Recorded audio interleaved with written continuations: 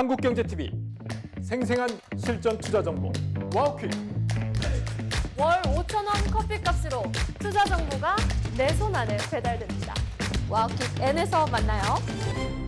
시초가보다 시장이 계속해서 에너지가 약해지면서 종가가 좀 시초가보다 안 좋다. 그래서 음봉들이 기록되고 있다고 말씀드렸는데 지금 시각도 제가 출발할 때보다도 에너지가 좀 약해집니다.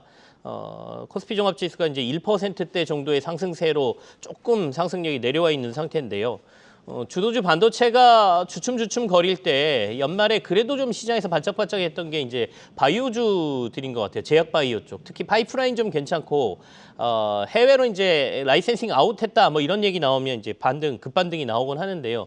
오늘 제약 바이오주를 조금 더 자세히 살펴보겠습니다. 현대차증권의 여노래 연구위원이 나와 있습니다. 어서 오십시오. 네, 안녕하세요.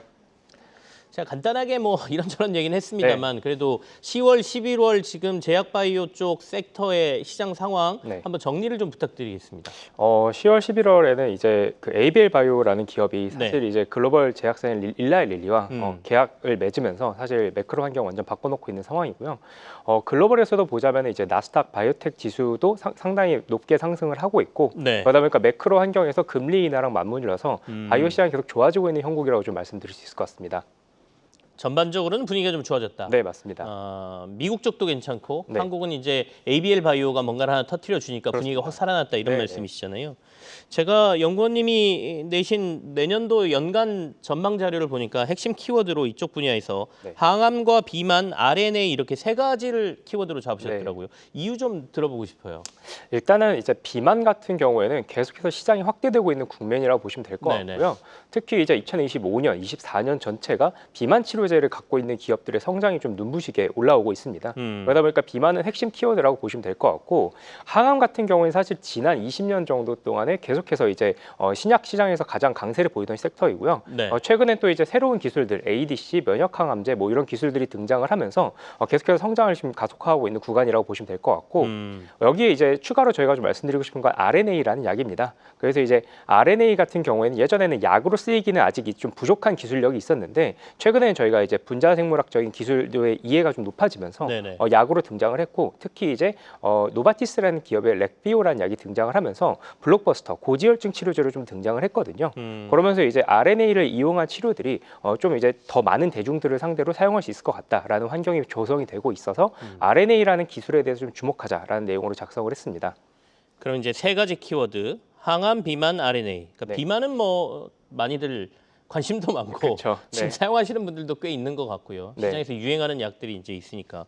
그래서 영원히 하나의 테마가 될 것 같다라는 생각도 들고 항암도 사실 제약바이오 분야에서 계속된 테마이긴 한데 우리가 암 정복을 해야 되니까. 근데 그 기술에 따라서 조금 이제 매년 바뀌는 거잖아요. 말씀하신 게 이제 ADC하고 면역항암제라는 건데 조금 설명을 해요. ADC는 어떤 특징을 가진 거고 우리가 지금 국내에서는 어디가 가장 주력이고 그다음에 면역항암제라고 하면 어떤 방식이고 또 어디를 주목해야 되는지 말씀을 좀 주십시오.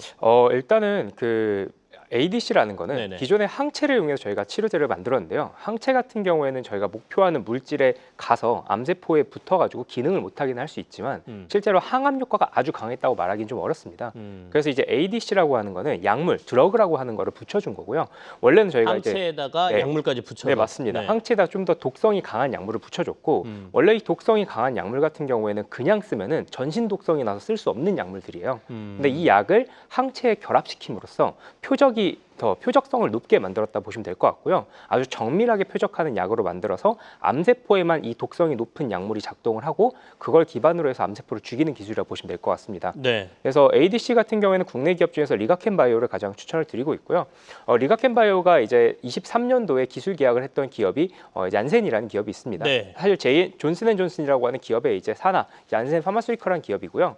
여기서 이제 트롭2라고 하는 타겟을 대상으로 하는 ADC를 같이 공동 개발을 하고 있고 이 ADC 트롭2 ADC 같은 경우에는 글로벌 제약사들 특히 머크, 아스트라제네카 같은 기업들이 가장 중요하다고 지금 꼽고 있는 상황입니다. 왜냐하면은 이 트롭2 ADC는 지금 비소세포 폐암이라는 게 걸리게 되면은 네네. 1차에서 3차까지 환자들은 수술을 하게 되고요. 4차에서부터 수술이 불가능해서 약을 쓰게 되거든요. 네네. 근데 이 1차, 3차 환자들에서 수술한 다음에 보조요법으로도 사용하다라는 게 최근에 데이터로 나오고 있기 때문에 굉장히 큰 환자들을 타깃할 수 있는 약으로 개발이 될 수 있고요. 그러다 보니까 존슨앤존슨 입장에서도 굉장히 개발을 서두를 여력이 있기 때문에 리가켄바이오를 좀 추천을 드리고 있습니다.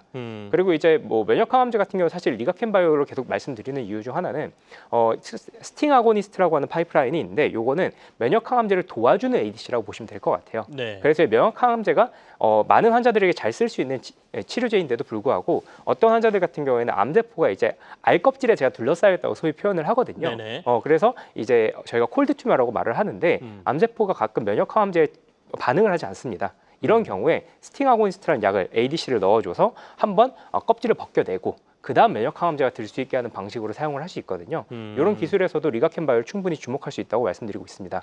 그러면 ADC도 리가켄바이오에 주목해야 되고 네. 면역항암제도 리가켄바이오에 네, 주목해야 맞습니다. 되고. 그럼 내년에 연구원이 보시는 가장 그 탑픽 기업은 리가켄바이오입니까? 항암에서는 확실히 리가켄바이오가 되게 강점이고요. 특히 ADC라는 기술적인 면에서는 리가켄바이오를 되게 좋게 추천을 드리고 있고요.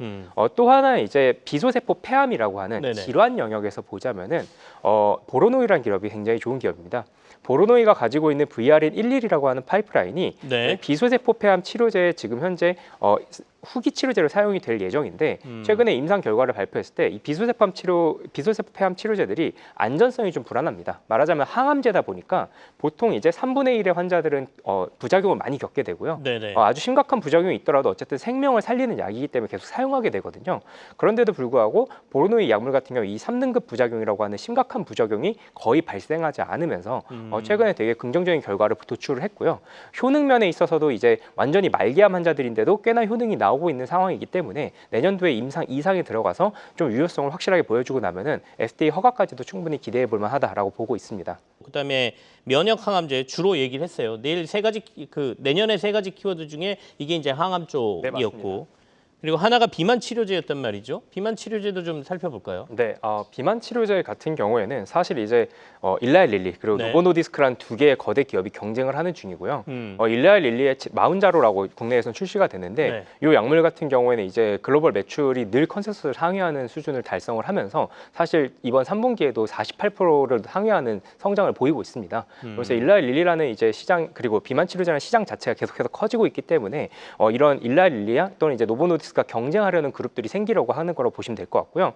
최근에는 이제 파이자라는 기업이 메세라라고 하는 미국의 바이오텍을 인수합병하면서 새롭게 비만 치료제 시장에 도전장을 던졌습니다. 네. 사실 이 메세라로 기술 이전되었던 파이프라인들은 국내 D&D 파마텍이 개발한 파이프라인들이 많이 있었기 때문에 기대를 그때 받은 상황이라고 보시면 될 것 같고요. 국내 기업들이 이런 노보노디스크, 일라이 릴리라는 기업과 같이 이제 파이프라인을 도와주는 걸로도 개발을 많이 협력 관계를 맡기고 있고 네. 또 추가로는 이제 신약에 대해서 사실 보자면은 글로벌에서 사실 이제 경쟁 수준이 그렇게 높진 않은 상황이어서 진입을 많이 해 있는 상태라고 보시면 될 것 같습니다. 그러면 국내에는 비만 치료제 관련 기업들 어디를 주목해야 됩니까? 국내에서는 일단은 약의 효과와 편의성을 좀 둘 다 늘려주는 어떤 네. 장기 지속형 기술을 갖고 있는 기업들을 먼저 주목하시면 좋을 것 같고요. 네. G2G 바이오, 인벤티질의 펩트론 이렇게 세 개 기업이 있습니다. 음. 이 기업들 같은 경우에는 이제 장기 지속형 약물로 약물이 지금 현재 위고비나 젯바운드, 마운자로 같은 약은 일주일에 네. 한 번 맞는 제형이거든요. 요거를 한 달에 한 번으로 바꿔줌으로써 환자들이 좀 더 편하게 맞출 수 있고 약물의 효과를 조금 더 늘리는 효과를 갖고 있다고 보시면 될 것 같습니다. 이렇게까지가 이제 장기 지속형 약물이었다면은 네네. 또 하나는 이제 경구제로 먹을 수 있게 지금 현재 주사형이거든요. 그쵸. 사실 근데 주사로 맞는 게 좀 불편하고 아프잖아요. 그러다 보니까 경구용으로 먹고 싶다라는 수요도 꽤 존재하기 때문에 이 경구용으로 바꿔주는 거에서 아까 설명드렸던 화이자가 가져간 D&D 파마텍의 기술들을 주목하시면 좋을 것 같고요. 또 마지막으로는 이제 신약을 완전히 개발하고 있는 네. 한미약품 같은 경우에도 충분히 주목할 수 있다 보시면 될 것 같습니다. 한 4개 기업 말씀하셨거든요. 네. 이거 반으로 줄여주시면 안 됩니까? 네. 근데 뭐 사실 비만 치료제 네. 같은 경우에는 뭐 항암제랑 다르게 생긴 지 얼마 안 된 섹터거든요. 그러다 보니까 글로벌에도 경쟁이 많지 않아서요. 국내 기업 정도면 사실 미국 기업들과도 충분히 경쟁선을 이루고 있어서 전부 주목하셔도 좋다라고 좀 우선순위를 말씀드리겠습니다. 가리기가 좀 힘들 정도로 네, 4개 맞습니다. 기업 열심히 하고 있다 이런 말씀이시네요.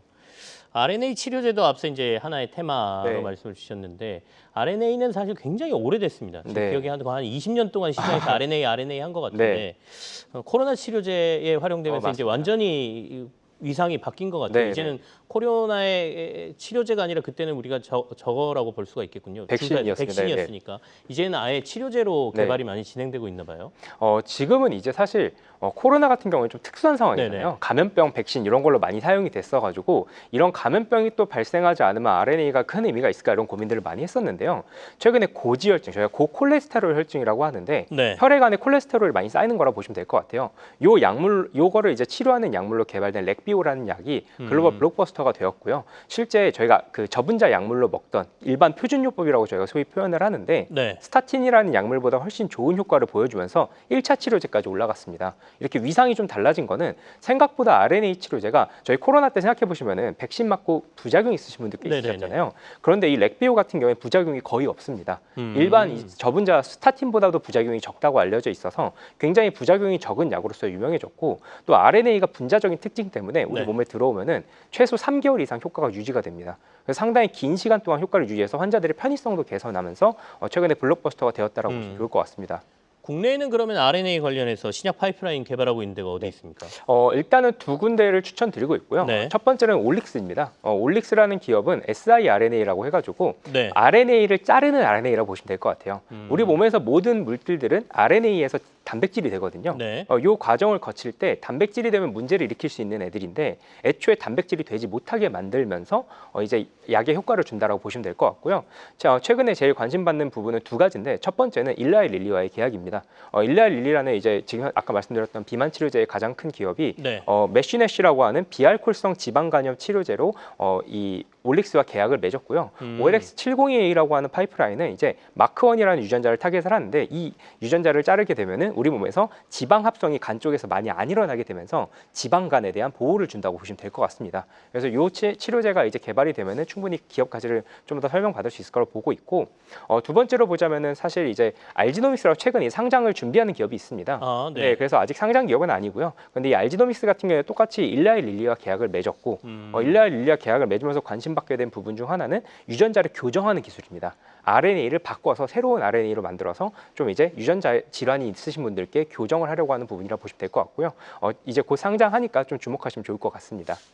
그럼 내년에 네. 우리가 이제 바이오 기업의 주가 상승은 결국에는 라이센싱 아웃이잖아요. 많이 가능성이 좀 높은 네. 회사들 어디가 있어요? 사실 근데 이제 저희가 라이센싱 아웃을 완벽하게 예측하는 건 네네네. 불가능하고요. 글로벌 제약사들이 무엇을 찾는가를 저희는 좀 많이 탐색을 하는 편입니다. 그래서 글로벌 제약사가 지금 많이 기술을 도입하고 있는 트렌드에 맞는 기업들이 애로가 네. 된다고 추측하는 게 맞을 것 같고요. 그 중에서 제일 이제 크게 보는 거 아까 말씀드렸던 RNA 쪽. 최근에는 비만 치료제를 이제 펩타이드라는 의약품으로 많이 만들었는데 RNA를 이용해서 접근하려는 방식들이 많이 늘어나고 있어요. 그래서 아까 말씀드렸던 일라이 릴리도 RNA 파이프라인들을 많이 가져갔고 또 이제 노보노디스크 RNA를 좀 더 본격적으로 준비하려고 한다고 판단을 하고 있는 상황이고요. 여기에 이제 RNA 같은 경우에는 아까 제가 단백질을 안 만들게 한다라고 했는데 네.